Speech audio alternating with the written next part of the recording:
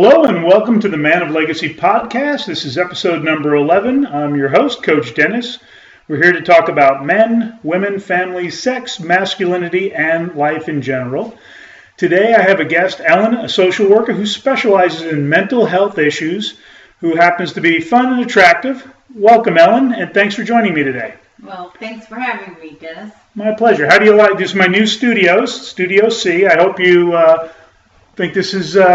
we're a pretty highfalutin operation now. We got these new recording studios. It's very nice, comfortable, and functional. Yeah, and it's got a bar, so All right. That's right. So today we're going to talk about how to end it like a man. No, guys, it's not what you think. Specifically, we're talking about ending relationships.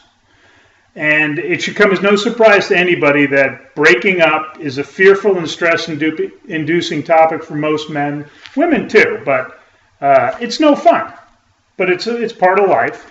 Now, what about you, Ellen? Have you had any knowledge or experience along these lines? Of course, I've had experience with men breaking up with me. I also have friends that have had men break up with them. So, yeah, I can say over the years, I've experienced quite a few different scenarios. And there's a good way to do it, bad way to do it. Would you agree? I would agree. I don't always like good and bad, those words good and bad, but I think there's a better way to do it. That you can even possibly have a friendship with that person in the future, if that's what you want. There's also a way that is really hurtful and not kind to people. You know, it's funny because along this topic, the reality is, a lot of people think a relationship's a failure if it ends. And Esther Perel, and I don't know if this is in her TED Talk, in her book, I've listened to a lot of her stuff. She said, unfortunately, the way we happen to judge a successful relationship is if one partner dies to end it. And she said that was fine when we only lived to be 40 or 45. He goes, now we're living to 85. Right. So, it's unlikely that that's going to be the case. And I know as I've gotten older, I've come to realize that just because a relationship doesn't work out doesn't mean that it was a failure. Doesn't mean there wasn't a lot of good in it and a lot of good memories. Obviously, if you're dating or married, that can make a huge difference in this process, Exactly. And then as does the length of the relationship. So a 1-month relationship versus a 10-year relationship is going to be drastically different. Same thing, married girlfriend, much harder. A couple of dates, whether it's a couple of years or a couple of months, again, much harder. But again, there's right and wrong ways to do this. One of the people who put out a lot of the books the men read that we have is Dr. Glover. And he did No More Mr. Nice Guy, but he also put out a book last year, Dating Essentials for Men, and he talked about one of the biggest problems guys have is they're bad at choosing, poor selection, somebody that's not a good fit for him. He says, but that's not really a problem. He said, that's part of life. Everyone makes decisions or chooses poorly. He goes, the key is you have to be a good ender. And he says most people aren't. That's the problem, is they don't end it when they realize it's not working or they keep thinking it'll get better. So personally, I think if you're going to end a relationship, you need to do it face-to-face. Well, I absolutely agree with that. And what I find interesting that you said is that men are not good choosers. I think and I think that's also true for a female also. Mm-hmm. But I think the important thing there is not necessarily to label it, I'm not a good chooser, is to really look at that person and get to know that person and pick up the cues from that person that may or may not fit with your personality. Doesn't mean that there's something wrong with them. It might just mean that their personality doesn't fit in with yours. But that takes time. My favorite saying is give it 6 months before you decide really who that person is. Because for the first 6 months, and we all know that first date, boy, do you do it up on both sides. You're looking good, you're smelling good, you're trying to say all the right things, and then eventually your true characteristics start to come out. The true you. Yeah, the real you. And because you can only, have the peacock feathers on for so long, and then they come Good point. off. And so it's like, give it some time as you, and get to know that person, and don't necessarily think, oh, I've chosen badly. It's more like, oh, what I've learned about this person is not necessarily fit with me. And I think what we get trapped in is thinking there's something wrong with us or them, and it's really not about that at all. That's a great point, because honestly, just because it doesn't work out doesn't mean there's anything wrong with anybody. There isn't. There absolutely isn't anything wrong with anyone. And it's a really hard concept to wrap your head around. I get it. If someone breaks off with you, of course, we tend to take it personal. That's just human nature. But the reality of it is that it's about them, and it's a little bit about you. You guys aren't meshing in some way, or you're not communicating, or something's going on. No, I think that's a great point. And I think, obviously, whenever you're on the receiving end, it's going to hurt. That's a given. It hurts a little bit more. What I think people overlook is it hurts to also be on the end that's ending it. Because, you had a relationship, so it's not something that's easy. I think probably some of the rules, the guidelines I would tell a guy is always do it face-to-face. Be honest, and you don't need to list every reason, because then you're getting into where people can start, if you over-explain and try to list a laundry list of things, now that other person's going to get a little defensive because they feel like you're saying all these things are wrong with you. And really we're just saying, no, it's, like I said, we're not meshing. And don't give in to arguments or protests, because really all you're doing is delaying the inevitable. A lot of guys will end it, maybe kind of, sort of. There'll be some protest, and, again, it's just one of those things. And the key is don't turn the other person into the bad guy, because they're not the bad guy. And then you've got to give yourself time to grieve, too. And another good point, because I think those are excellent, and that we forget that. Even if you are the one who's doing the breaking up, there is a part, depending upon, of course, how long the relationship has been, there's a part of you that person has fit into your life, and obviously there was something about them that you enjoyed, or you wouldn't have been with them, and you're going to miss that part. So I think that's important. The grieving is important, and some of them and also from the other side, being the one being broken up with, so many people go immediately try to find another relationship. Now that's where I think a lot of mistakes can be made, because you've got to give yourself time to grieve. I'm not saying it's easy, because your ego has probably been deflated a little bit. Yep. You're like, am I still attractive to other people? And you want, you kind of want that reinforcement. And so the tendency is to go out and find someone immediately to say, okay, I'm all right. It was. See, they find me attractive. Yeah. It's not me. It's not me. But to grieve and to kind of look at the relationship from, both trying your perspective as well as hopefully whatever feedback you got from them, is really the best thing, so that the next time things that maybe didn't work in that relationship, you can look and say for differently in the next relationship. It's a good point. One of the things we talk about in with the community of men I work with is, if you're seeking external validation, you're doing it all wrong. Exactly. Because that's not where you're going to get fulfillment and happiness. It's kind of like the only person who's responsible for your happiness is yourself.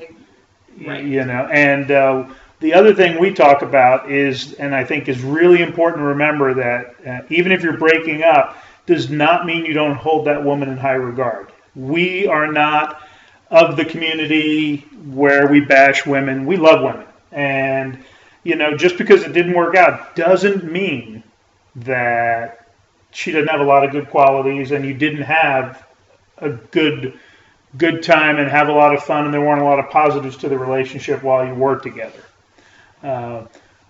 Then I did, to get ready for this, talk with some people to ask some of their stories on examples of good and bad. Do you have any examples of bad ways of breaking up?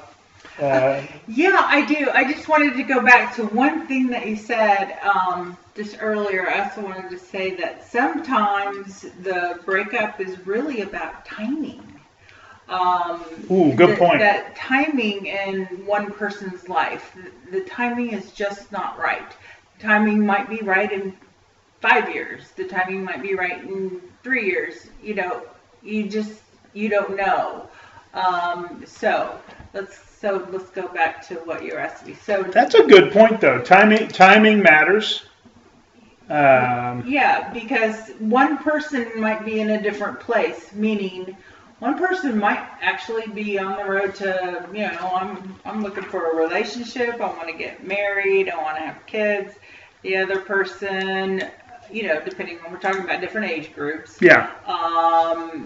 One person might be, I've been married, been there, done that, don't want to do that again, don't think I'm going to do that again. But that might be just where they are right then. That doesn't mean they might change their mind down the road. That's true. But that's just where they are. And if they're feeling some kind of pressure from the other person about trying to be in a different place than they are, then that would probably cause conflict and probably inevitably a breakup.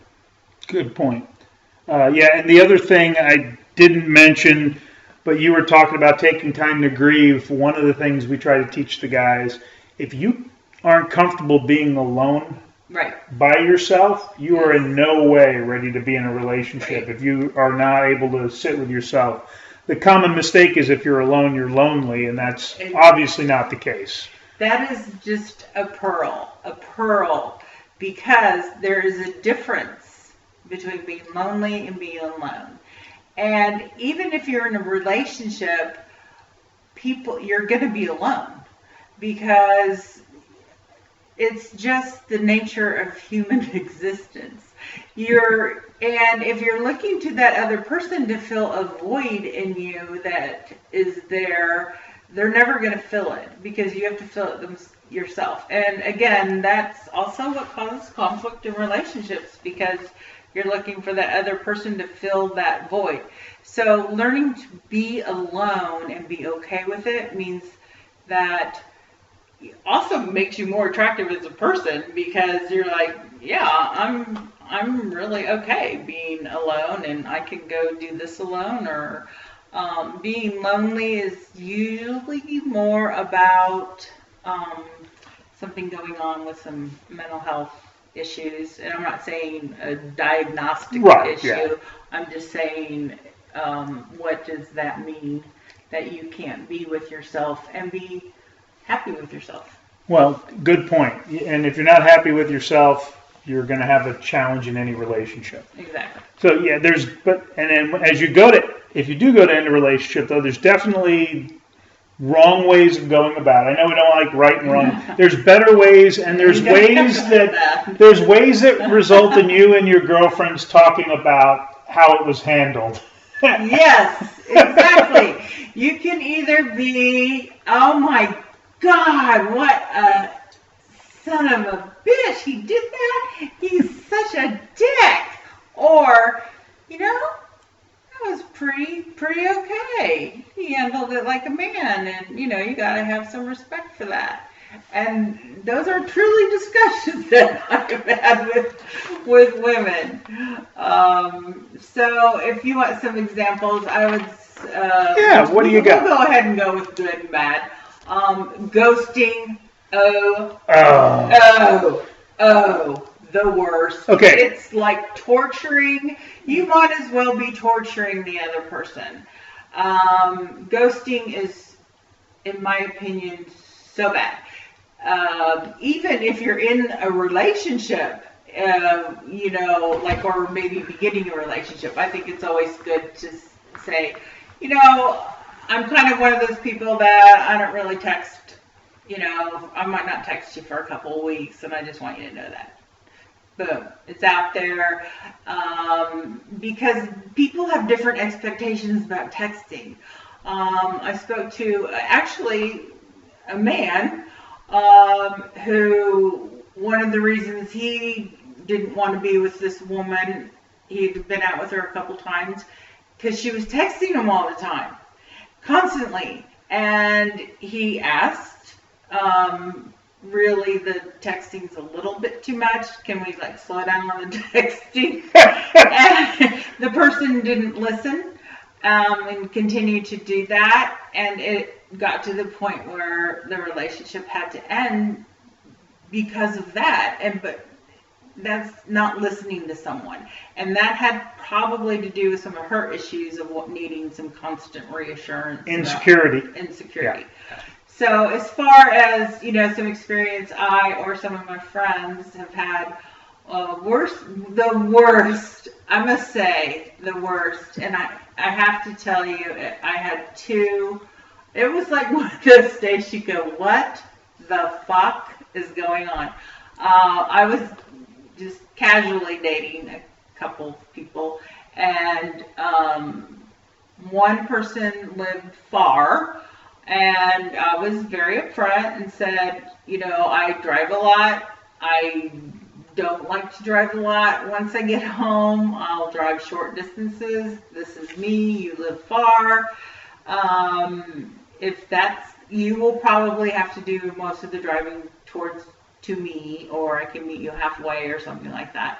And I just want you to know that. So I felt like I was being honest, and that's all we really can ask for. Yeah, and if that had not been okay, then, and it was like, no, that's not a problem at all. I don't mind driving at all.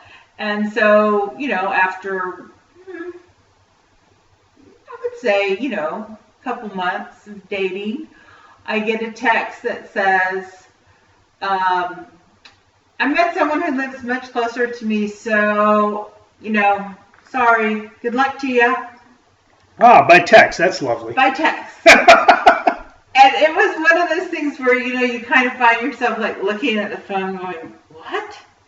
Did you read it twice to make sure you read it correctly? Yeah, and, I mean, no indication. I think we'd even seen each other the day before or something, so... we didn't have a committed relationship, so it wasn't about that. It was just more like, seriously? You couldn't, even a phone call would have been better than this abrupt text. Then I got a text from him, about 2 weeks later, hi, how are you doing? I'm like, hi, how are you doing? Okay, what I'm telling you is if you break up with someone, I did my little quotation marks like that, that wasn't good. But if you do end up wanting to contact that person again, the text should not be, hi, how are you doing? The text should be,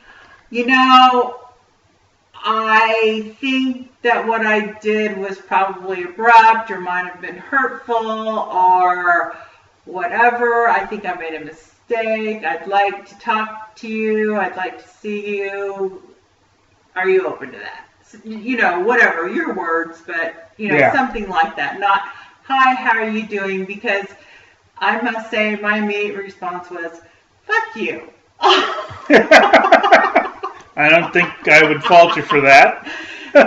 So I didn't return the text. Or that was one bad example. I know I talked with somebody and they said, the outright lying and deception about their whereabouts and just avoiding the person instead of addressing the issue. And so I think we're all on the same page on that one. It's hard.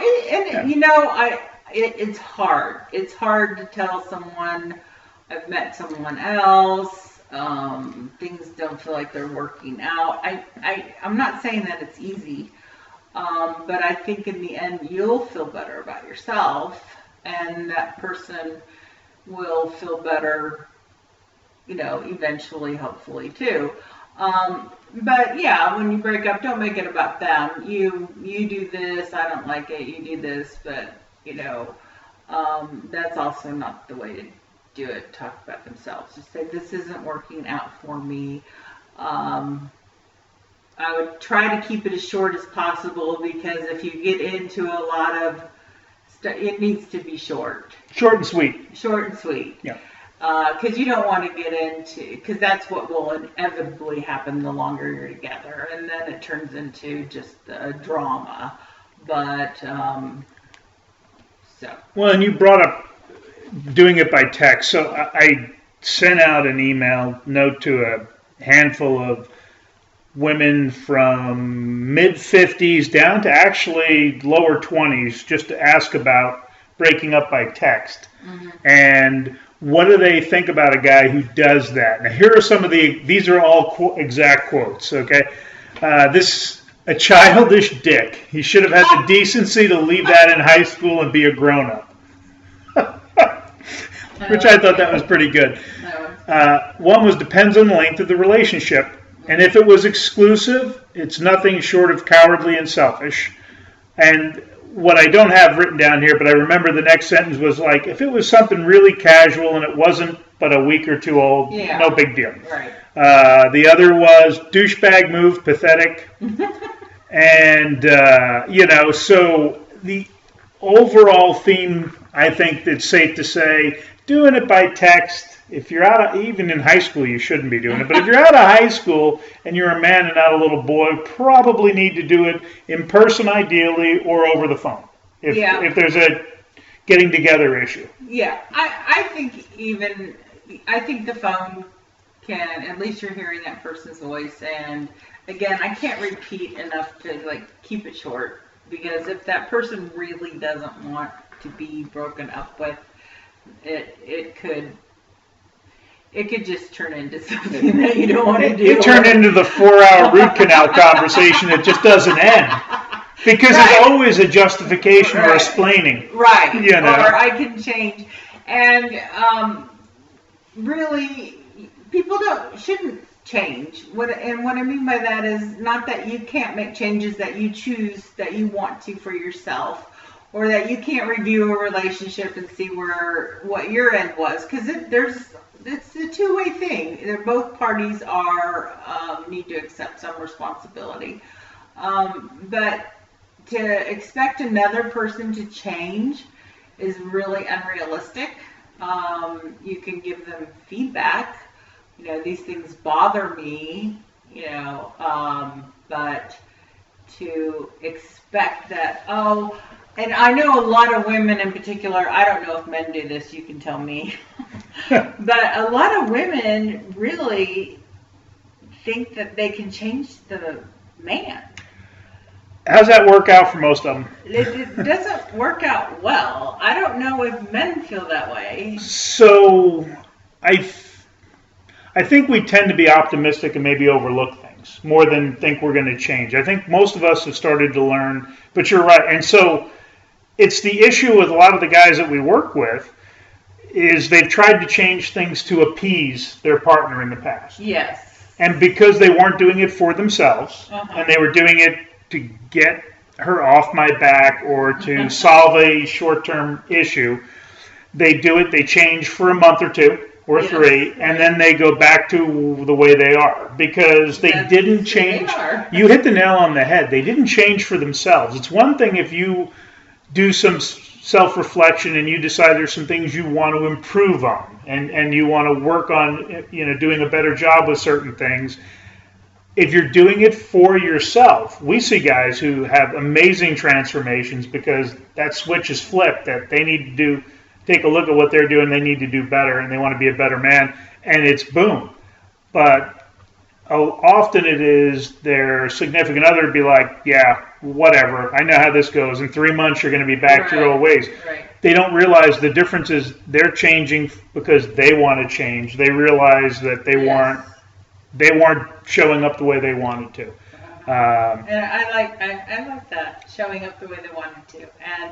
And also, I think it's the way that you approach someone about, obviously there has to be compromise in a relationship. There has to be.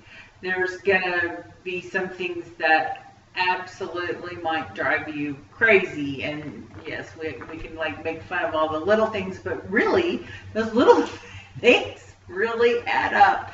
And if you can try to explain to that person why it bothers you so much, and I'll use a personal example. For me, having a really messy environment, it will absolutely drive me crazy, and it won't. And if that person I'm with is messy, but it's my issue, because people have different tolerances for mess and dirt. Mm-hmm. So that's my issue. But if I can try to tell that person why this is so, it makes me feel out of control. If things are orderly, then I feel more in control of my life and my environment. So like a compromise that I have known of some, so like I think if you take ownership of why this is bothering you so much, it's a lot easier for the other person to hear it. But what and I knew a similar couple who had kind of the same sort of issue. So this is the compromise. The compromise was, okay, this is your room, in the house, and you can keep it as messy and you can throw stuff around. I don't go in there. It's your stuff. You can just be who you are. Just, and so that person still had a place where they could kind of be themselves, which was, slightly disorganized, but also able to try to adapt a little bit to that other person's needs, because they knew that it drove the other person crazy, literally. And then pick up after yourself when you're in the common areas. A little bit of common decency. You mentioned getting ghosted before. I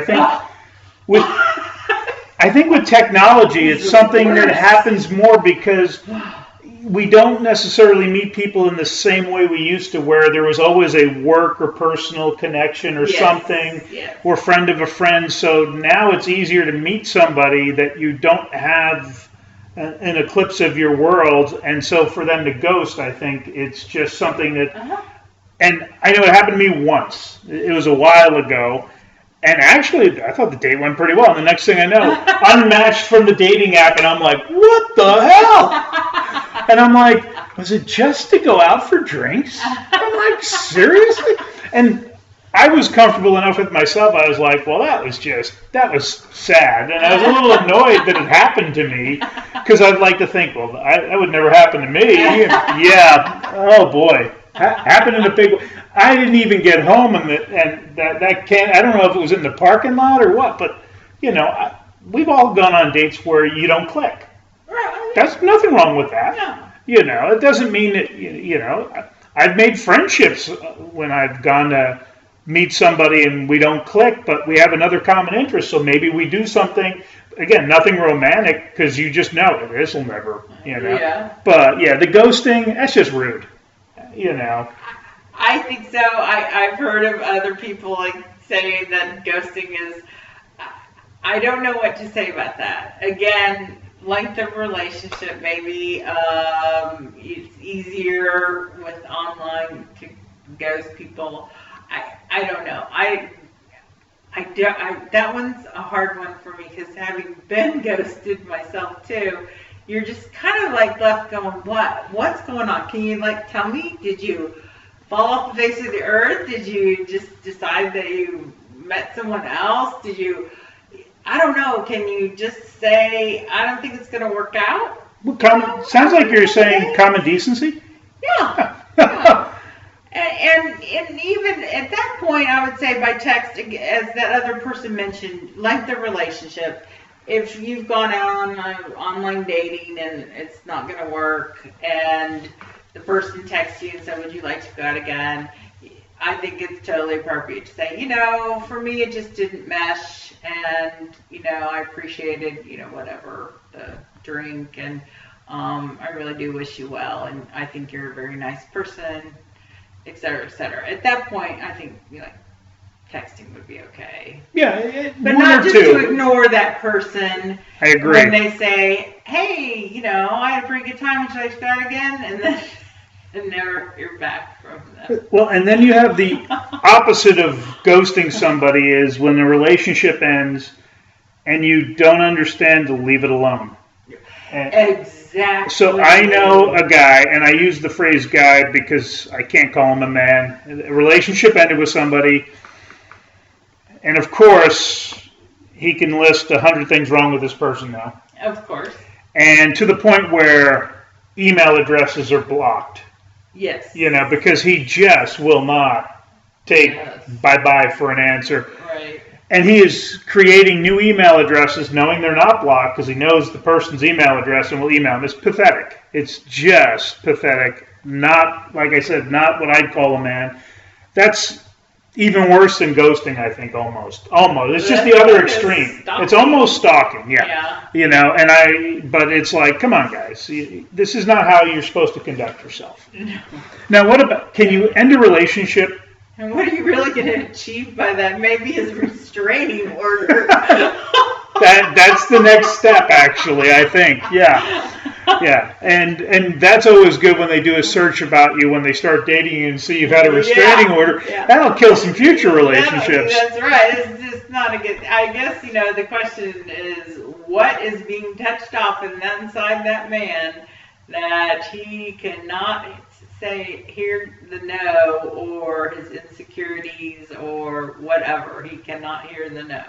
Yeah, and again, listening. Lord knows I'm not always the best listener, so but it's pretty obvious in this particular case. So, but we can also, we talked about, you can end it right as well. Yeah. You haven't wanted to hit everyone who's ended a relationship with you in the head with an axe, have you?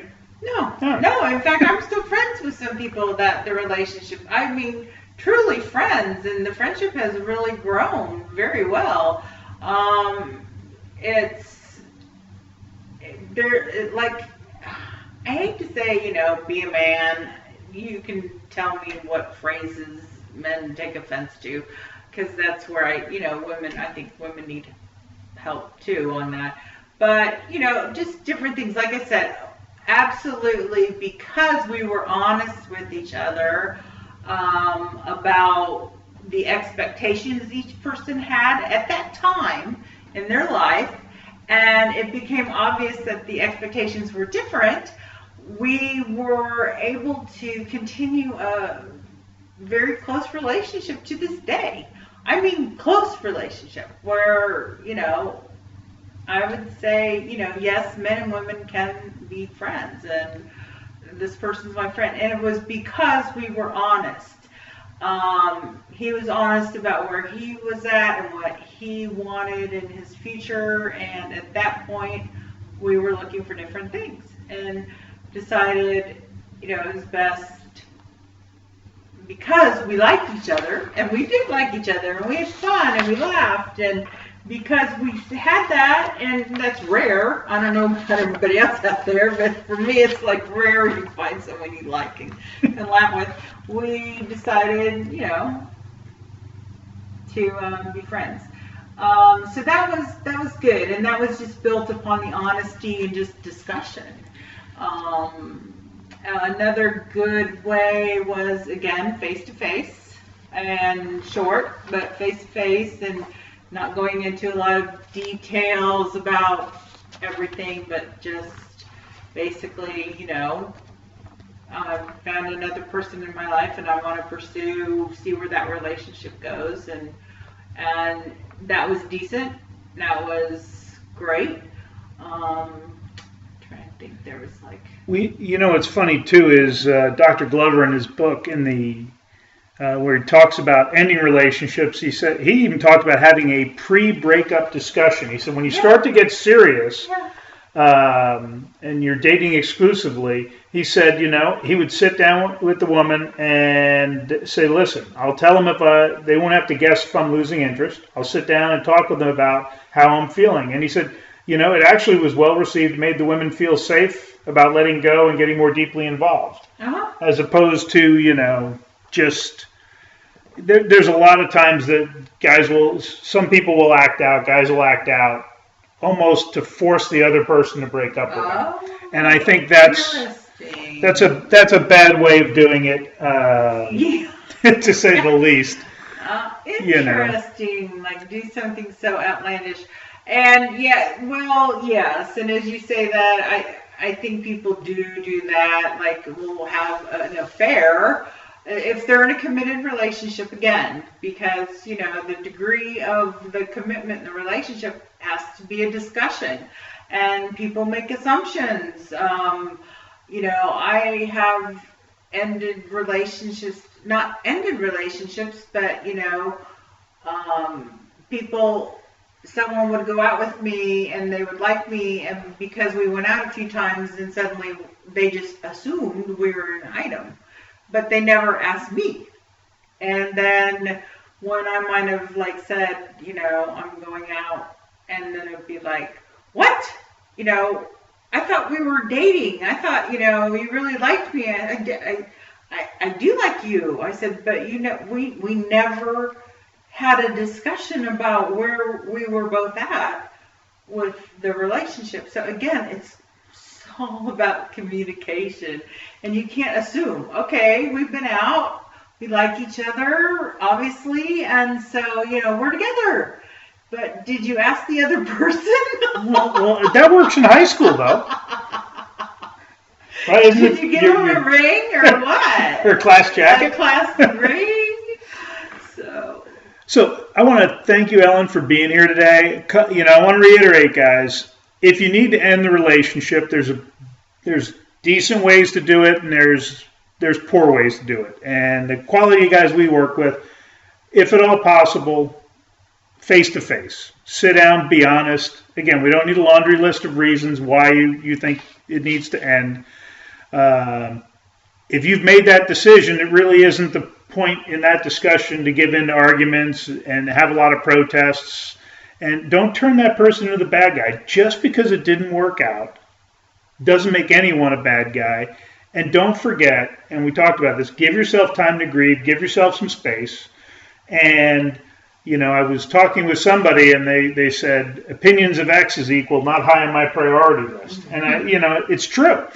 But the other thing is, there's probably some nuggets of truth in there. So you need to do a little bit of self-reflection. See, like you mentioned, for the next time, where maybe can I improve, or where did I not meet the standards I would have preferred? Or what did I not see about that person? And, because I don't want to pick that certain aspect of a person in the next person I see. So, yeah, I say it's kind of like a vetting process, a 6-month vetting process. Well, I like how you talked about it. You get to see the true person, and some of the other books we read, we'll talk about, between 6 and 9 months. Yeah. And sometimes you see it a lot sooner, Yeah, absolutely. And you hear it talked about often, if they're rude to servers, whether it's a man or a woman, doesn't matter. Yes. Always a huge red flag. Or flirting with the server. I'm telling you guys,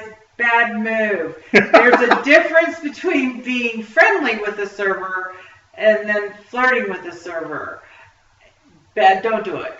Yes. Well, it's okay if you're not on a date. If you're on a date, have that. And the next thing, I know that we have to close, but the other thing is, I know that men like to look at women jogging down the street in their cute little clothes, but just don't be obvious about it. We all know it's happening. It's okay. But don't, have your jaw drop down and the drool come down your chin. And the turn the head. I think that's where we become rude. That's where it becomes rude. It's rude. Yeah, and a little flash out of your peripheral vision. That's got it. It's okay. I agree. And guys, yeah, you shouldn't be turning your head if you're with a woman to look at other women. I'd like to think we wouldn't have to mention that, but obviously we both know that's not the case. All right. Thanks again to my guest, Ellen. And guys, we covered how to end it, right. Sometimes you need to end it. If you get to that point, take the high road, end it right, and remember, you got this.